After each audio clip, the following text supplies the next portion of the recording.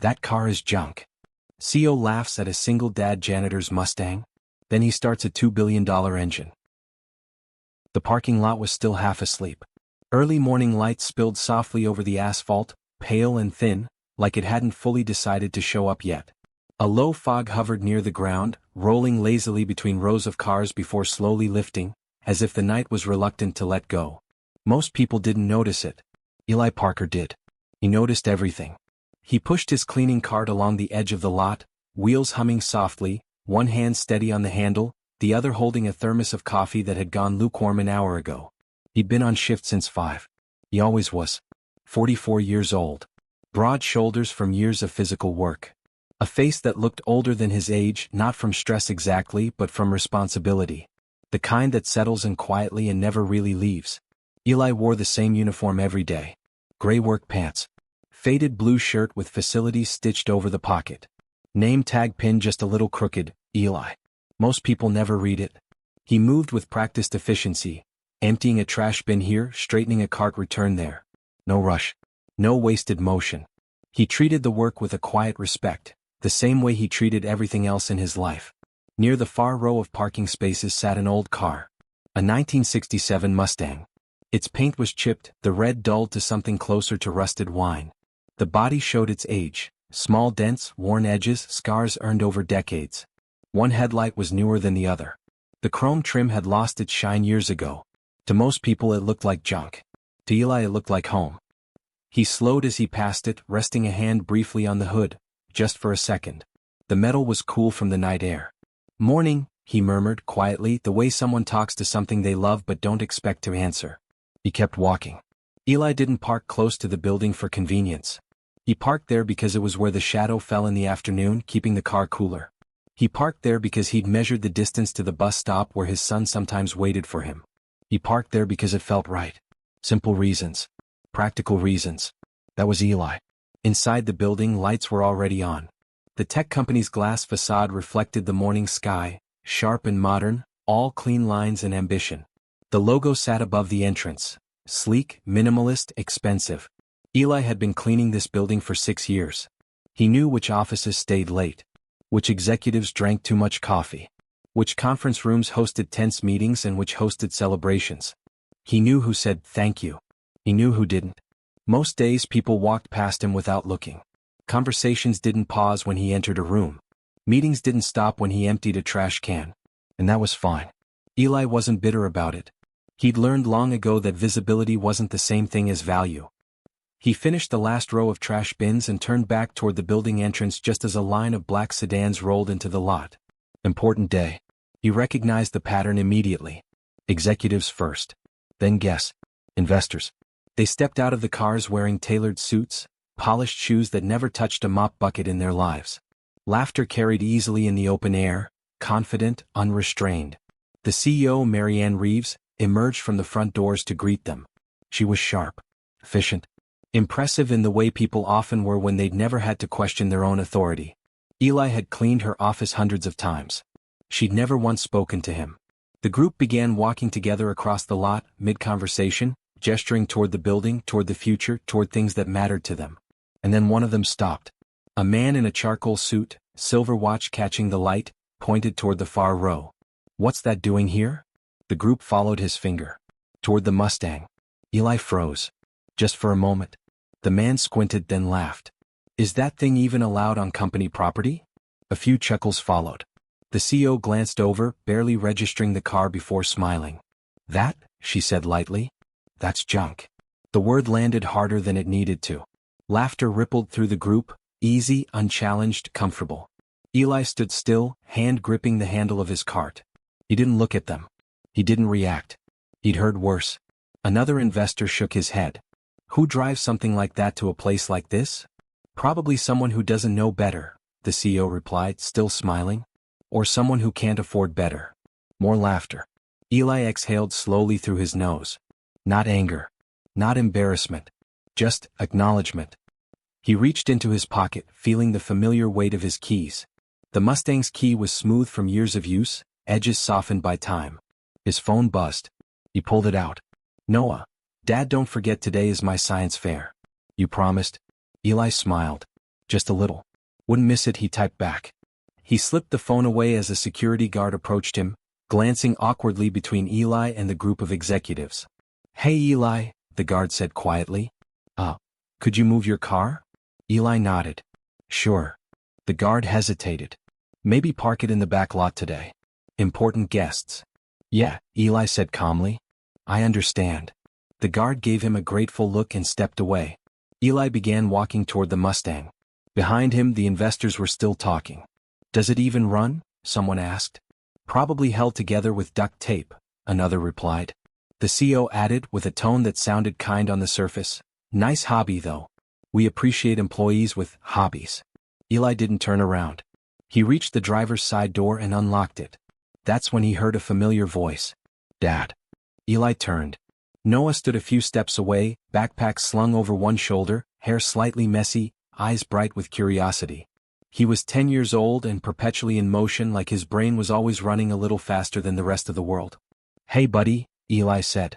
I got off early, Noah said. Science fair setup. Mom's car's in the shop, so I walked. Eli knelt instinctively, adjusting Noah's backpack strap. You okay? Yeah. What's going on? Noah glanced at the group nearby. Why are they laughing? Nothing, Eli said gently. Just some people having a meeting. Noah's eyes drifted to the Mustang, then back to the group. One of the investors noticed them and smiled politely. This your son? Yes, Eli replied. Noah stepped forward before Eli could stop him. My dad built the engine in that car, Noah said proudly. It's really amazing. The investor chuckled, bending slightly at the waist. I'm sure it is, champ. The kind of smile adults use when they don't mean what they're saying. Noah frowned, confused. He looked up at Eli. Dad, should we show them? Eli hesitated. This wasn't how he wanted the day to start. He didn't want attention. Didn't want confrontation. Didn't want to be seen like this. But he looked at Noah, at the hope in his eyes, the quiet belief. And something shifted. Not pride. Responsibility. Okay, Eli said softly. Just for a second. He reached for the hood latch. Metal clicked. The sound cut through the parking lot like a held breath. The laughter faded. A few investors wandered closer, curiosity replacing amusement. The hood lifted. And for the first time that morning, people actually looked. If this story made you feel something, if it reminded you that quiet people often carry powerful stories, subscribe to the channel and continue with next part, where we step inside the garage, the past, and the years no one ever saw. The best things are rarely built where everyone's watching. The first thing they noticed wasn't the complexity. It was the cleanliness. The engine bay didn't look like something thrown together in a garage. There were no loose wires, no mismatched parts, no signs of improvisation. Everything sat where it belonged, precise, intentional, engineered. One of the investors leaned closer. That's unusually clean. Another laughed awkwardly. Guess he likes polishing. Eli didn't respond. He stood beside Noah, one hand resting lightly on his son's shoulder, grounding himself. A man near the back of the group, tall, graying hair, wire-rimmed glasses, stepped forward. He hadn't laughed earlier. He hadn't spoken much at all. He squinted at the engine. Who worked on this? He asked. I did, Eli said. The man crouched down, peering closer. This mounting bracket, that's custom. Yes. And this wiring harness, the man continued, pointing, that's not factory. That's not aftermarket either. Eli nodded once. I made it. The man straightened slowly. What's your background? Eli hesitated. Not because he didn't know the answer, but because he didn't usually share it. I'm a janitor, Eli said simply. A few people chuckled again, relieved to laugh. The man didn't. No, he said calmly. I mean before that. Eli exhaled. I was an engineer. Silence crept back in. Noah looked up at his dad. He'd heard parts of the story before, but never like this. Never in front of other people. The CEO folded her arms. What kind of engineer? Automotive, Eli said. Powertrain design. The man's eyebrows lifted slightly. Where? Apex Automotive. That got a reaction. One investor muttered, that's not nothing. The CEO tilted her head. Why would someone leave Apex to become facility staff? Eli met her eyes. Come, steady. Because my son needed me. Noah squeezed his dad's hand. The man with glasses looked back at the engine. Can you explain this setup? Eli nodded once. If you want. A few investors exchanged glances. Curiosity was winning. Eli pointed, not grandly, not theatrically, just enough. 3.5-liter hybrid system. Internal combustion paired with an electric assist. Regenerative braking feeds back into a compact energy storage unit here. He tapped lightly near the firewall. Adaptive fuel mapping adjusts in real time based on load, temperature, and driving behavior. The man's eyes widened. That's ambitious. It's efficient, Eli corrected gently. And durable. The CEO crossed her arms tighter. Those systems tend to degrade fast. They don't if you design them to last, Eli replied. Most companies optimize for performance metrics and cost. I optimized for longevity. The man with glasses stood fully now. What's your thermal management solution? Eli didn't miss a beat. Layered cooling channels. Passive airflow augmented by electric circulation under high load. Keeps operating temperatures stable without excess strain. The man swallowed. That's not standard. No, Eli agreed. It's better. The parking lot had gone quiet in a way that felt different now. Not awkward. Focused. One of the investors finally asked, "How long did this take you?" Eli glanced at Noah. 6 years, he said. That landed heavier than anything else. 6 years earlier the garage smelled like oil and old wood. It was barely big enough for the Mustang, let alone Eli himself. Tools lined the walls. Most of them second-hand, some inherited, some bought slowly over time. Eli stood over a workbench, grease on his hands, eyes locked on a sketch. He heard the baby monitor crackle. Duh. Eli smiled despite himself. Yeah, buddy, he murmured. I'm here. He wiped his hands and stepped into the small kitchen where Noah sat in a high chair, banging a spoon against the tray. You're supposed to be asleep, Eli said softly. Noah grinned, toothless and proud. Eli scooped him up, resting his forehead against his son's. I know, he whispered. Me too. Back then Eli still wore pressed shirts. Still had business cards. Still believed effort would be rewarded if it was good enough. At Apex Automotive, his desk sat near the back of the engineering floor. Junior engineer. Promising, they'd said. You're sharp, his supervisor had told him once. Just, don't overreach. Eli didn't know how not to. The first time he presented the design, the room was quiet. He stood at the whiteboard, hands steady, heart pounding. This system addresses efficiency and emissions without sacrificing durability, Eli said. It's scalable. It could redefine. A senior engineer interrupted. This isn't proven. I've run simulations, Eli replied. I've built models. Another voice chimed in. Too expensive. Eli shook his head. Not at scale. The director leaned back in his chair. Mr. Parker, innovation is important. But so is realism. Eli swallowed. This is realistic. Pause. Then the words that stayed with him. You don't have the credentials to make these calls. Eli had nodded. He always nodded. After Noah was born, things got harder. Late nights turned into early mornings. Travel requests piled up. His wife grew distant. One night, after another argument about missed dinners and unanswered calls, she said quietly, I didn't sign up to raise a child alone.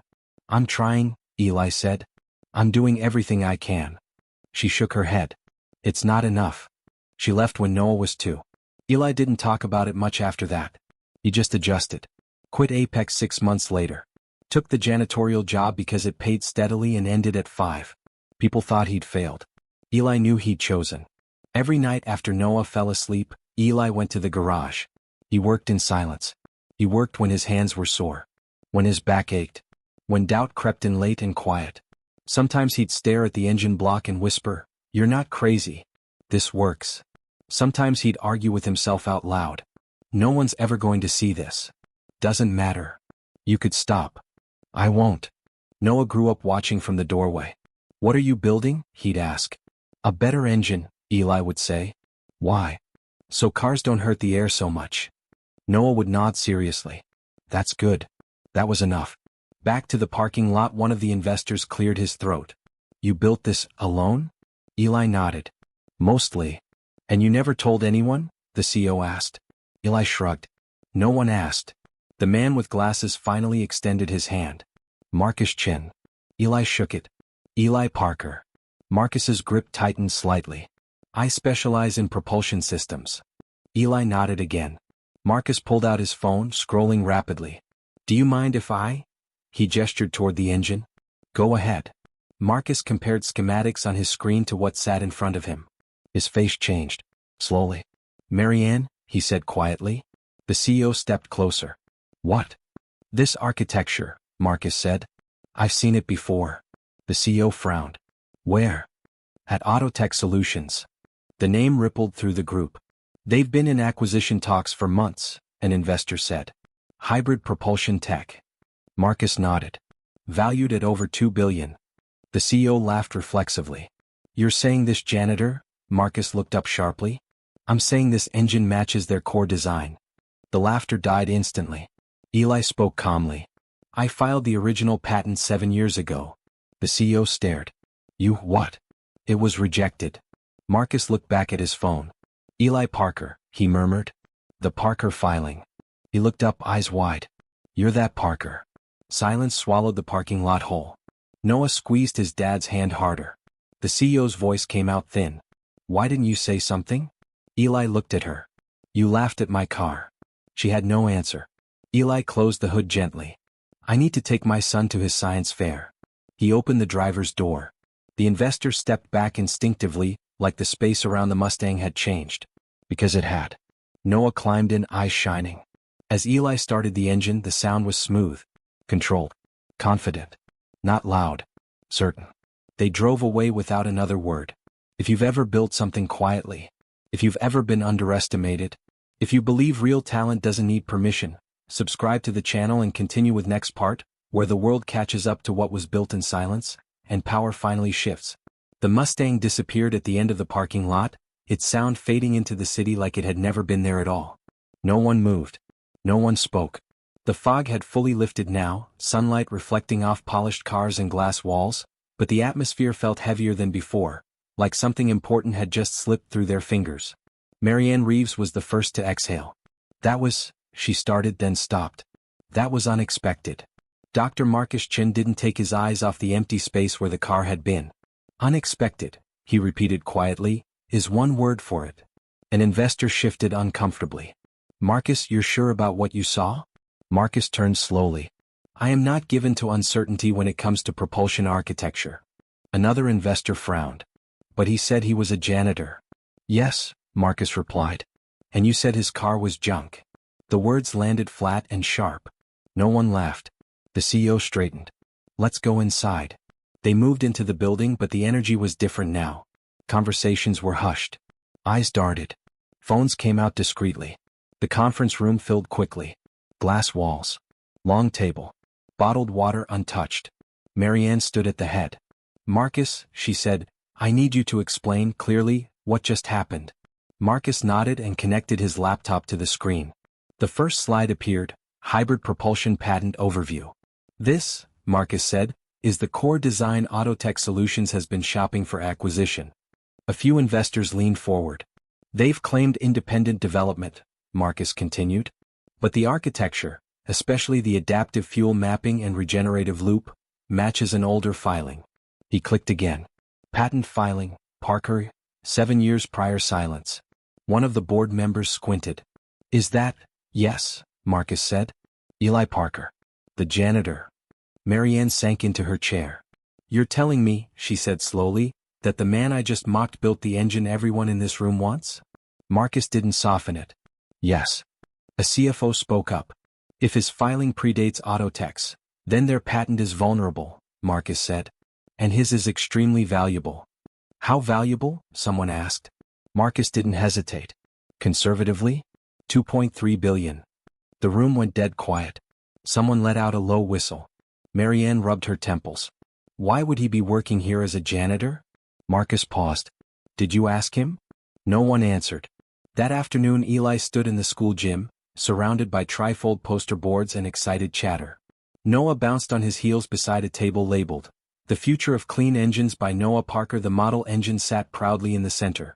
Cardboard, wires, small moving parts. Noah beamed. Dad, look. It spins. Eli smiled. I see that. A judge approached. Can you explain how it works? Noah took a breath. Okay. So the gas engine and the electric part help each other. That way it doesn't waste energy. The judge nodded, impressed. Who taught you this? Noah didn't hesitate. My dad. Eli felt something warm settle in his chest. His phone buzzed. Unknown number. He ignored it. Then it buzzed again. And again. He glanced at the screen. Marianne Reeves. He hesitated, then stepped aside. Yes. Mr. Parker, she said. Her voice was different now. Careful. This is Marianne Reeves. I know who you are. There was a pause. I'd like to apologize for this morning. Okay. And I'd like to talk to you about your work. Eli looked back at Noah, who was explaining torque to another kid. I'm at my son's science fair. Of course, Marianne said quickly. When would be a good time? Tomorrow evening, Eli replied. After dinner. Thank you, she said. I'll come to you. Eli hung up. Noah ran over. Who was that? Work, Eli said. Noah wrinkled his nose. They sound boring. Eli laughed quietly. They usually are. The CEO stood awkwardly in Eli's small living room, hands clasped in front of her. Family photos lined the walls. School projects covered the fridge. This is nice, she said. It's home, Eli replied. She nodded.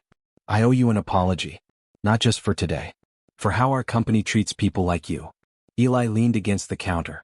People like me? Yes, she admitted. Invisible people. Eli studied her for a moment.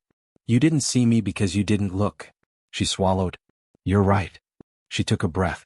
Do you know about Autotech Solutions? Yes, Eli said. Her eyebrows rose. You do. I've known for 2 years. Then why haven't you challenged them? Eli's answer was immediate. Because lawsuits take time. And time is the one thing I don't have. She blinked. You could be set for life. I already am, Eli said. I have my son. She nodded slowly. What if we helped? Legal support. Resources. Eli considered it. And what would you want in return? He asked. She didn't dodge it. A partnership. Your technology. Your leadership. Eli thought of late nights. Of Noah asleep on the couch. Of missed dinners he refused to repeat. I have conditions. Name them. No weekends, Eli said. No late nights. I pick my son up from school every day. Agreed. I have creative control. Yes. No one gets treated like I was treated today. Not janitors. Not security. Not interns. Marianne nodded. Done. And my son gets a scholarship. Wherever he wants. She smiled. Absolutely. They shook hands. Not triumphantly. Respectfully. 3 months later, Autotech settled. The filings were undeniable. The prototypes. Irrefutable. Eli Parker was named the original inventor. The story broke everywhere. Janitor builds $2 billion engine in garage, employees whispered. Managers apologized. Some meant it. Some didn't. Eli noticed the difference. He was promoted to chief engineer, hybrid propulsion. Same hours. Same Mustang. Different world. At the company-wide meeting, Marianne stood on stage. I judged someone by appearance, she said. And I was wrong. She looked at Eli. We all were. The room stood in applause. Eli didn't smile much. He just nodded. 6 months after the parking lot went quiet, the factory floor was anything but. Machines hummed in steady rhythm. Conveyor belts moved with purpose. The smell of clean metal and oil filled the air, not harsh, not overwhelming, just present.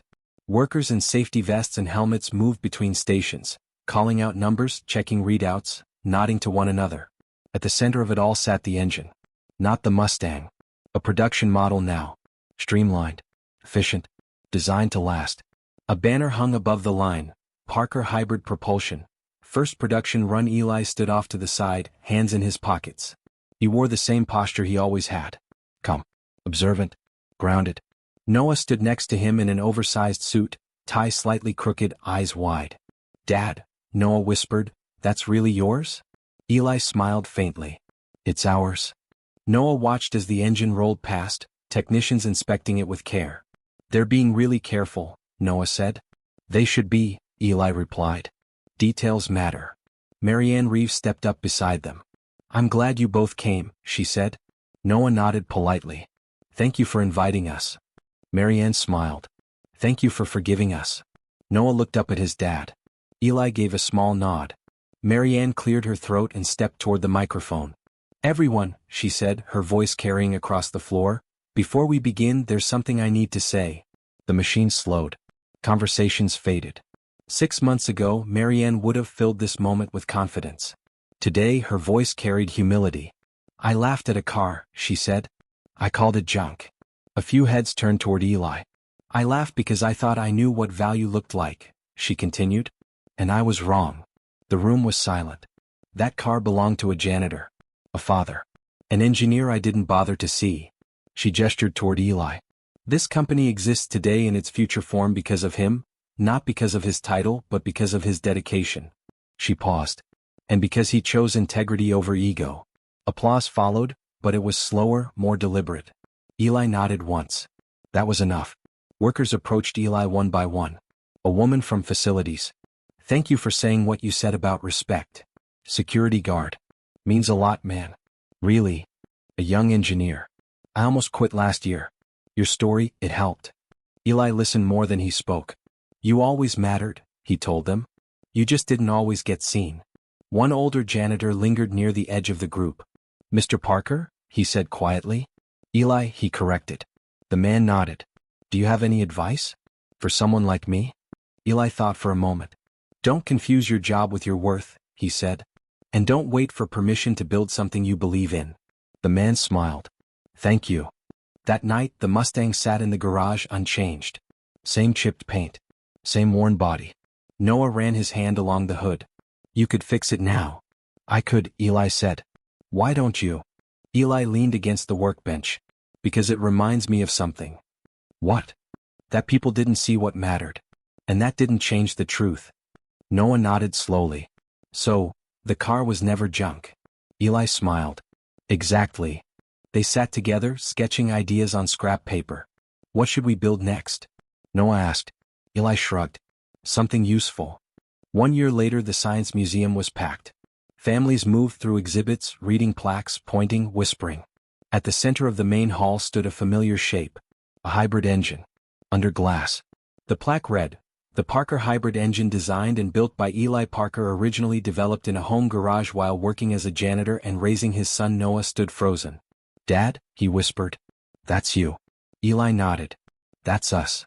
A nearby father read the plaque aloud to his daughter. Why was he a janitor if he was so smart? She asked. The father paused. Because sometimes life is about doing what you need to do to take care of the people you love. Eli felt his throat tighten. A young man approached hesitantly. Excuse me, are you Eli Parker? Yes. I work nights as a custodian, the student said. I'm studying engineering. People don't take me seriously. Eli shook his hand. Then let your work speak. Their doubt doesn't change what you're capable of. The student smiled. Thank you. The Mustang's engine purred as it always had. Noah looked out the window. Dad. Yeah. Do you think people will stop judging? Eli considered it. Some will. Some won't. Does it matter? Eli smiled. Not if you know who you are. They pulled into the driveway as the sun dipped low, warm light settling over the car. Still chipped. Still worn. Still perfect. Eli turned off the engine. Ready to build something? He asked. Noah grinned. Always. They went inside together. If this story stayed with you, if it reminded you that quiet people carry powerful things, if it made you feel seen, subscribe to the channel. Because the world is full of engines hidden under worn hoods. And sometimes all it takes is someone willing to look deeper.